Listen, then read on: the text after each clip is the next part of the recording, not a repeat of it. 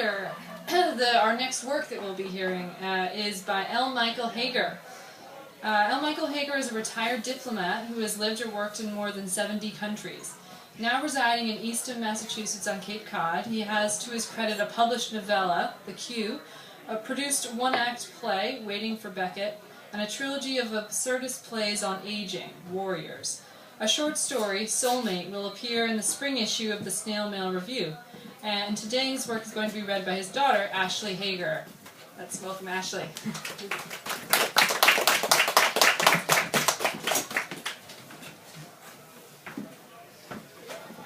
Alright, it's the first time I've done this. So this is called The Blue Book by my father, L. Michael Hager. He was up at 5 for his morning run, earlier than usual because he hadn't slept well. His dreams had brought him back to Memorial Hall, that red brick Victorian monstrosity with its broken spire, the engraved names of fallen graduates from the Civil War, and a cathedral chamber full of gray metal tables and fold-up chairs.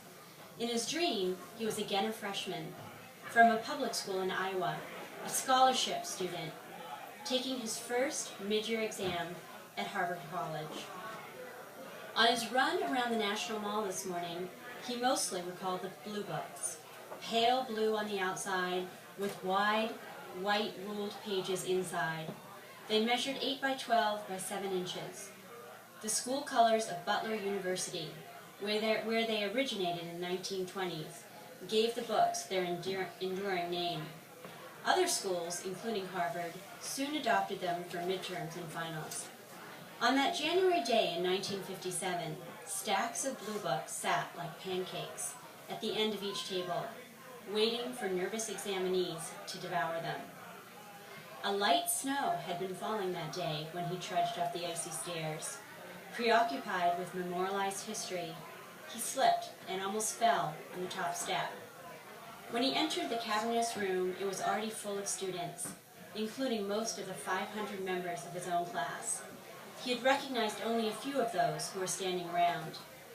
One of the classmates he saw was Justin, a New York preppy, who lived on his floor at Stoughton Hall, a freshman dormitory on the northwest corner of Harvard Yard, once the temporary residence of such notables as Robert Todd Lincoln and Edward Everett Hale. Stoughton was little changed since its construction in 1804.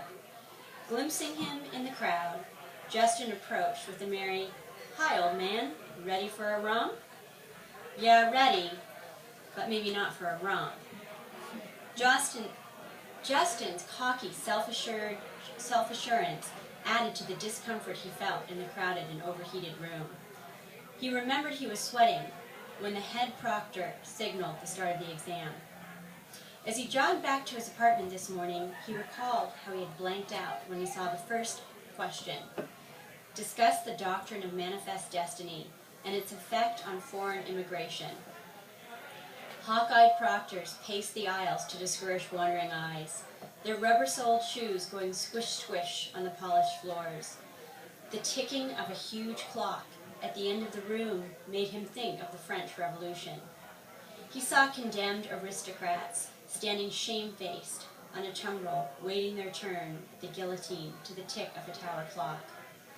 More annoying were the sounds that came from one of his more brilliant classmates, Robert, a tall, effeminate fellow with red hair who sat directly across from him.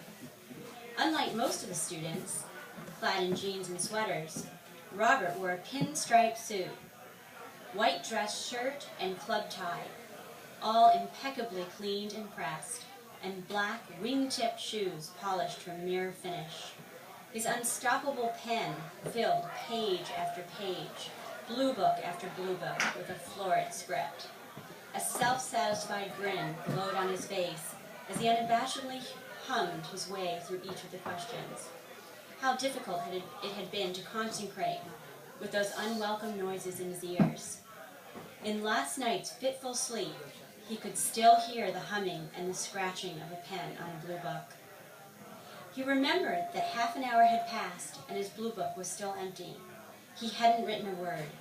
There were 6 tough essay questions to cover in 2.5 hours. He tried to venture an answer to the first question, but his pen seemed frozen in the air. Hesitation slipped first into fear and then into panic. His thoughts turned away from the Blue Book towards his home in Cedar Falls. How could he face his parents with this failure? Where could he go? Who would hire him? Such fears made him forget his thoughtful readings of Frederick Jackson Turner and Oscar Hanlon. Back home, he was still lost in memories and slow to shower and dress, until the sweet aroma of brewing coffee lured him to the kitchen. His wife Peggy was leaning over the sink, rinsing cups and saucers. Between them were the hanging plants that spread their broad leaves over the kitchen table. When Peggy turned and noticed her husband staring, she looked up, smiled, and asked, "Would you like some breakfast?" There was a hint of concern in her voice, as if she had asked, "Are you all right?" After breakfast, they lingered, cups in hand, over the table and chatted, first about the daily headlines, and then about his fitful sleep. Downplaying his anxiety, he mentioned the dream that had awakened him, and told her about the examination that had been so terrifying so many years ago.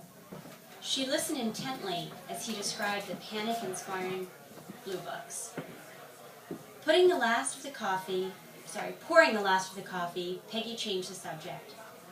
"I've been reading about it," she said calmly. "It's nothing to worry us, really. It can be cured if you treat it." Her eyes were imploring. He stood up. He looked at her in silence, with a mixture of love and egoism, before replying, "Peg, you know how I feel. The side effects are terrible. I don't want to become impotent and incontinent." Pausing for a minute, he continued, "I've looked at the internet. Prostate cancer grows slowly. Odds are, mine won't spread." "Nonsense," Peggy said. "Forget odds. You have the disease. It could well spread. You can't take the chance." He frowned and raised both arms, closing their debate before it escalated. "I would rather have 5 good years with you than 10 more with a broken body." He saw tears in her eyes. "Please," she implored, "be sensible." They looked into each other's eyes. For a moment his wife could picture him, slowly dying of the disease. He imagined himself in a wheelchair as an invalid as a result of the treatments. "You have your family to think about," his wife exclaimed. "Yes, but it's my body," he almost shouted. He stood up and strode out of the house, shutting the door behind him harder than he intended. Thank you.